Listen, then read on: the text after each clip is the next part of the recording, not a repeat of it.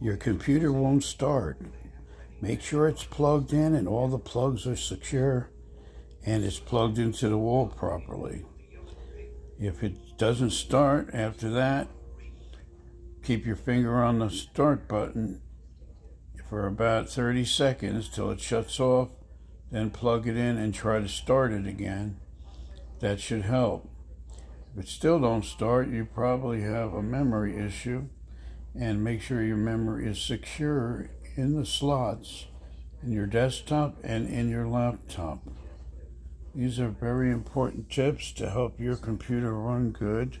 If your computer will not start up, try the startup tips I mentioned earlier. Thank you for watching. Mike here for Mike's Computer Tips.